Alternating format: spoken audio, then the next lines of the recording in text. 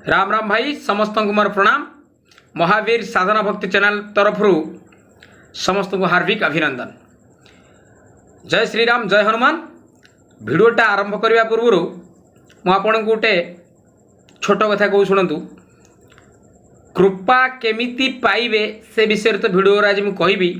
ता पूर्व channel T like share subscribe करूँ आउ से नोटिफिकेशन जो घंटी चिन्हटा को दबाई दिंतु। जहाँ भी भिडियो करी आपण पाखे जाए भिडियो पहुँच पार। तापर आप फोन कर गुरुजी मत भिडियो आसुनी। सीताराम आसतु भिडियो को प्रवेश करवा। ओम गंग गणपते नमो ओम गंग गणपते नमो ओम गंग गणपते नमो। जय सीताराम जय हनुमान जय गुरुदेव। ओम ऐं ह्रीं क्रीं महासरस्वती देवे नमः। आज आपण को रियल कथा मुझे बतेबी जहाँकि हनुमान कृपा हेले आमे केमिति जानिबा जेकोसी भगवान कृपा आम प्राप्त हेले आमे केमिति जानि परिबा। आपण लक्ष्य करिवे छोट छोट ख्वाइश माने छोट छोट इच्छा आपणकर पूर्ण हो। आपण मन भीतर जहाँ भी भावतु सी आपणकर पूर्ण होइका आसीबो। आपण जानि नेबे मते भगवान कृपा प्राप्ति हैला। आ प्रथमतः आपणकर आचार व्यवहार सब किछि चेंज हे जो ऑटोमेटिक। आउ आपण को सबआडे मान सम्मान मिलवा स्टार्ट हे जिवो। जानि नेबे मते भगवान कृपा प्राप्ति हो गला।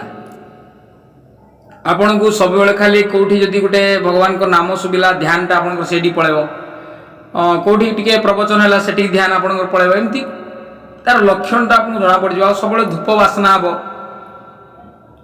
रातिर आपण जदि सोइथिबे स्वप्न भी आपण को आसी जिवो भगवान को। आपण जानिबे भगवान कृपा मते प्राप्ति हो गला। मो भक्तिर सरल माने सरल रास्ता मुझे आपको बताऊँगी जहाँकि मो जीवन लाइफ स्टोरी मुझे बता दूसरी। समस्ते कहती आपड़ के दिन साधना कले कौन कले ना मुझे आज रियल कथा बताऊँगी। मोर साधना थिला सन 4/1/2023 4 तारीख थिला से दिन। आउ 11 दिन पर्यंत संकल्प करी। फाल्गुना नक्षत्र 6टा समय मोर संकल्प स्टार्ट होता। एमती देखो संसार जिते बड़े जीव माड़ खाए सी परमात्मा रही जाए। विभीषण को जो भाई माइले रावण सी महावीर माने हनुमान पाखक आसी पहुंची गले तो कहले मत राम सहित मिलन कर दियो। भगवान राम के पाद तले पड़गले। जिते संसार आमको माड़ न दे आम भगवान को रही पारानी। आ संसार जो दुख कष्ट आस भगवान पाक पलैबा। से समस्त दुख कष्ट आसिले समस्त भगवान पूजा कर आरंभ कर देते। आ भगवान को जन्म होला पूर्व आम कथा देके आसथिले प्रभु मु आपन को माने केमिति मने पकेबी। भगवान कहिथिले मु तते सेते दुख देबी जानिबु जे मु तम पाखरे अछि बोली सेते जानि नबो। कारण एटा होछि महाभारतर साक्षी। कुंती केवल मागिथिले प्रभु मते केवल दुख दियंतु। आ दुख जा पाखरे अछि भगवान तारि पाखरे थांती। आपण माने केबे जीवन रे भाबिबेनी मते काहे कि प्रभु एते दुख दउछि। नाही दुख जाकु जते मिलियो भगवान तारि पाखरे रहे। से तो आगे राम राम जपियो कि भगवान को डाकियो ना। दुख न आसले मनीष काहे भगवान को डाकियो। रियल लाइफ कथा मोर भी एमती प्रॉब्लम थिला। ए दुख समस्या भितर पड़ी कि मुडे 11 दिन साधना करथिली। जणे गुरु मांकर भितर मु किछि जानि नथिली। सेते मो पाखर गुरु नथिला। तांको पाखर मु सिखिला परे 11 दिन साधना करथिली। तांको मु भेट भी पाउ नै। 11 दिन साधना भितर मत से जहाँ भी बतैते मो रियल लाइफ रे ताठू अधिका करथिली। पूरा गोटे रूम भितर रही कि 11 दिन जाक मु साधना करथिली। काहारी को देखा नहीं काहारी की छुआ नहीं। पूरा मौन व्रतर सहित रही। दिन गोटे वक्त खाइबा को पड़ुला। आ एमती कि पूरा निष्ठार सहित रहा पड़ुला। आ 4 दिन दिन बाबा दर्शन होता जहाँकि छाया होकि दर्शन कले। मुझे जपामाले हाथ खसी पड़ था खाली पाटर आऊ डाकुए बट उठिकी मुझे जापार न था। रियल कथा मुझे बाबा आगे बस कहूँ माने से दिन ठू कृपा कौन जानी। आस्ते आस्ते 11 दिन साधना है मुझे गोटे हाथ बढ़ाईदेली 2टा पारा आसिक मो हाथ बसीगले। मुझे एमती कौन मो सहित गोटे मैंने अलग रियलाइज हो जहाँकि मुझे आपको केमी वर्णना करी जहाँकि सब बेड अभ्यास मो पाखर थिला। कह गले बिना एबे जो लोक आमिष खाऊँ कौन आम आमिष छाड़ी पारने ना। मुझे कहार की मना करूनी 11 दिन 21 दिन आप आमिष छाड़ी पूजा करूँ। आउ भगवान चाहिए आम आमिष छाड़देव। आम निजे निजे केवे आमिष छाड़ी पारिबा नाही। तांको कृपा हेले सब आम पाखर छड़े नहीं जाए। से कथा सब अभ्यास थाइते थाइते सब आमिष एणु जहाँ भी किसी खाइबा कथा खाऊली। बट जिते कृपा है सब आस्ते आस्ते दूरी गला।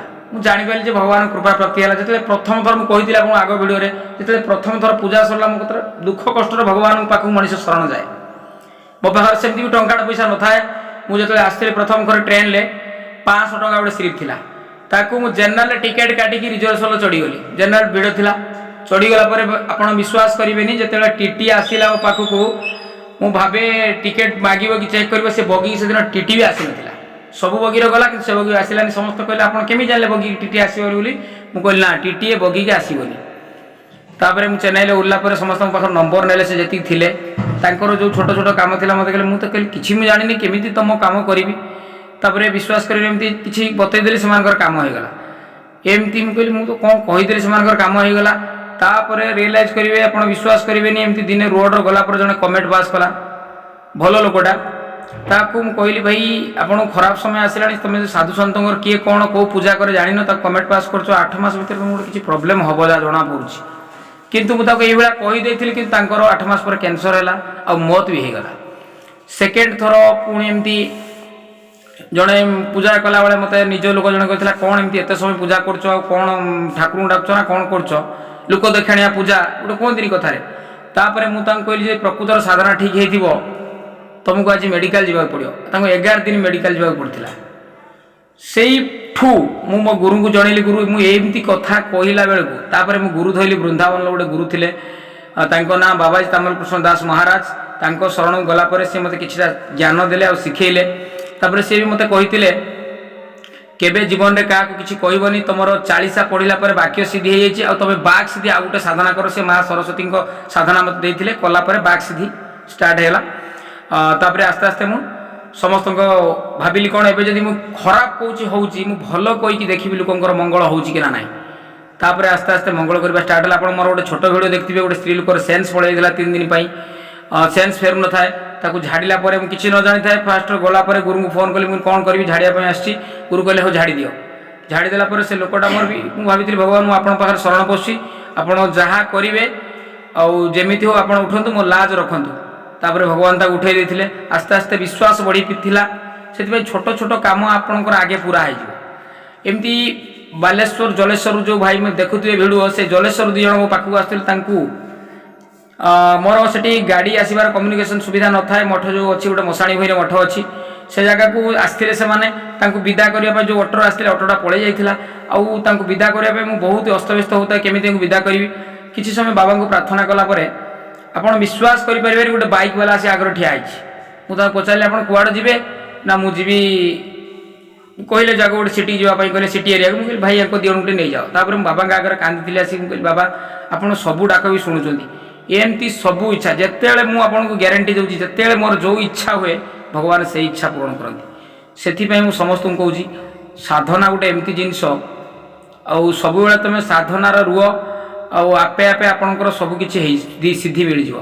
ହଏ ସିଦ୍ଧି ସାକ୍ଷୀ ଗୌରୀଶା 40 ପଢ଼ିଲେ ସିଦ୍ଧି ହେଇଯିବ। ମନ କ୍ରମ ବଚନ ଧ୍ୟାନ ଯେଉଁ ଲାଭେ, ସୋଇ ଏମିତି ଜୀବନ ଫଳ ପାବେ। ଯିଏ ମନ କ୍ରମ ବଚନ ଏଇ 3ଟା ଜିନିଷକୁ ଯିଏ ଧ୍ୟାନରେ ରଖିବ, ତାର ସବୁକିଛି 40 ଅଟୋମେଟିକ୍ ସିଦ୍ଧି ହେଇଯିବ। ଆପଣ ଏପଟରେ 40 ପଢ଼ୁଥିବେ, ସେପଟରେ କିଛି ଗୋଟେ ଖରାପ କାମରେ ଲିପ୍ତ ରହିବେ, କାହାକୁ ହଇରାଣ କରିବା ପାଇଁ ଚାହିଁବେ, ଆଉ ଏମିତି କିଛି କାମ କଲେ 40 ଆପଣଙ୍କର କାମ କରିବେନି କି ସିଦ୍ଧି ବି ହେବନି। ଆପଣ